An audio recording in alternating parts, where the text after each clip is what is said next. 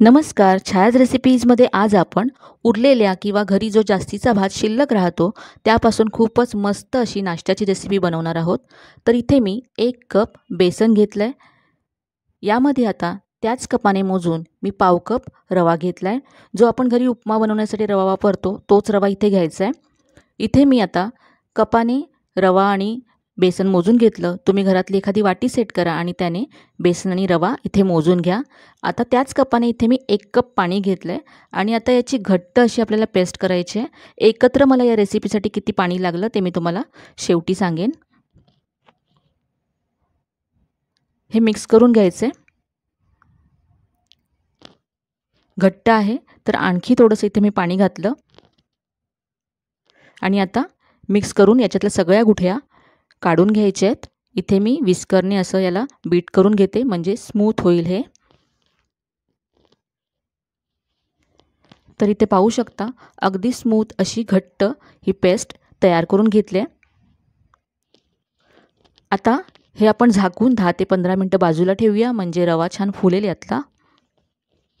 15 मिनटं झालेत आणि हे आधीपेक्षा थोडंसं घट्ट झालं आहे, रवा फुलला आहे.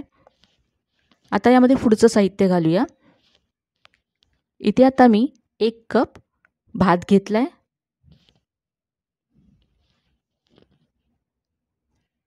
यानंतर यामध्ये बारीक चिरलेला कांदा घालायचा आहे. बारीक चिरलेली हिरवी मिरची घालायची आहे. लहान मुलं खाणार असतील तर कमी घातली किंवा नाही घातली तरी चालेल. तुम्ही लाल तिखट घालू शकता चवीप्रमाणे. आता इथे मी बारीक चिरलेली शिमला मिरची घालते. यानंतर बारीक चिरलेली कोथिंबीर घालायची आहे. आता यामध्ये थोडेसे मसाले घालूया. इथे आता मी पाव चमचा हळद घालते.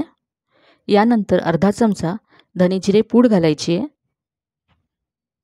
इथे आता मी अर्धा चमचा ओवा घालते. बेसन आहे म्हणून ओवा नक्की घाला, चवसुद्धा खूप छान येते. आता इथे अर्धा चमचा आमचूर पावडर घालते. थोडासा आंबटपणा यावा यासाठी ते मी आमचूर पावडर घातली. तुम्ही 1 चमचा लिंबाचा रस घालू शकता किंवा सुरुवातीला जेव्हा आपण बेसन आणि रवा मिक्स करून घेतलं तेव्हा पाव कप यामध्ये दहीसुद्धा घालू शकता. यानंतर इथे मी लाल तिखट घातलं. आज मी थोडंसं तिखट बनवते हे म्हणून. यानंतर चवीप्रमाणे मीठ घालायचं आहे. आता हे सगळं छान एकजीव करून घेऊया.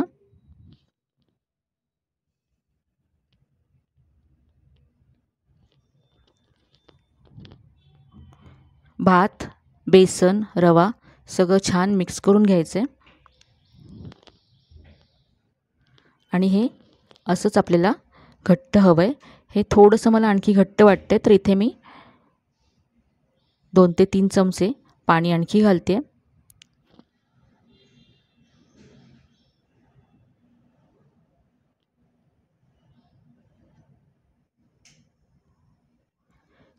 तर हे पीठ तयार करण्यासाठी मला 1 कप पाणी लागलं.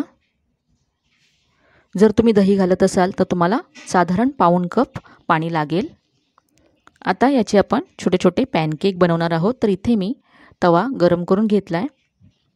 यावरती थोडंसं तेल घालायचं आहे. खूपच कमी तेलामध्ये ही रेसिपी तयार होते.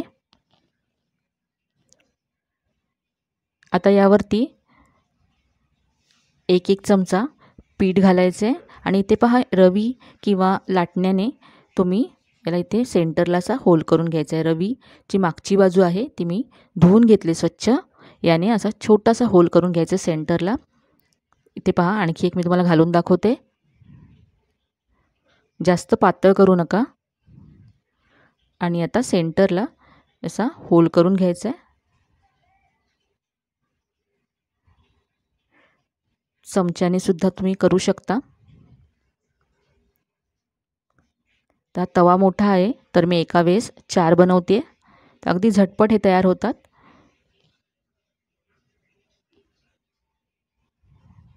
एका वेळेस 3 ते 4 तुम्ही हे भाजू शकता.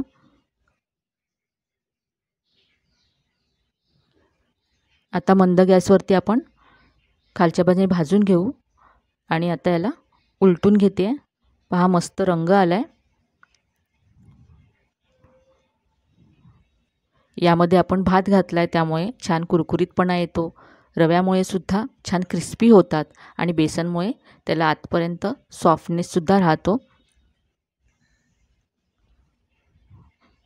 तुम्हाला आवडत असेल तर तुम्ही यामध्ये आलं लसूण पेस्टसुद्धा घालू शकता. मी आज घातली नाही आहे.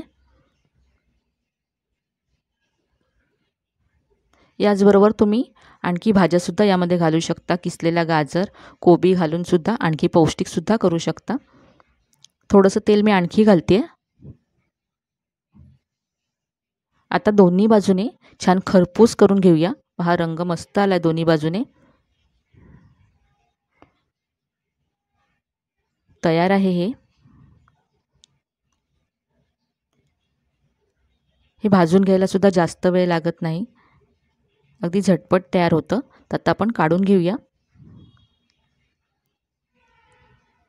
दुपारी जर भात शिल्लक राहिला असेल तर तुम्ही हे पीठ तयार करून ठेवू शकता आणि चहाच्या वेळेस मुलांना अगदी लगेच बनवून देऊ शकता. तर हे भातापासून आपण बनवलेली ही नाश्त्याची रेसिपी तयार आहे. कोणाला कळणारही नाही की आपण भातापासून बनवलं आहे. इतकं हे टेस्टी होतं. इथे मी टोमॅटो केचपबरोबर सर्व केलं आहे. तुम्ही चटणीबरोबर सुद्धा सर्व करू शकता. इथे मी तुम्हाला एक तोडून दाखवते. पाहू शकता वरून छान क्रिस्पी आणि आतून अगदी सॉफ्ट आणि चवीला भन्नाट लागतं. तर ही रेसिपी नक्की करून पहा. रेसिपी कशी वाटली कमेंटमध्ये कळवायला विसरू नका. तुम्ही ही रेसिपी कुठून पाहताय हेही सांगा. रेसिपी आवडली असेल तर व्हिडिओला जास्तीत जास्त लाईक करा, शेअर करा. चॅनलवर नवीन असाल तर चॅनलला सबस्क्राईब करायला विसरू नका. चला तर मग पुन्हा भेटूया अशाच छान छान आणि नवीन नवीन रेसिपीसह. तोपर्यंत धन्यवाद.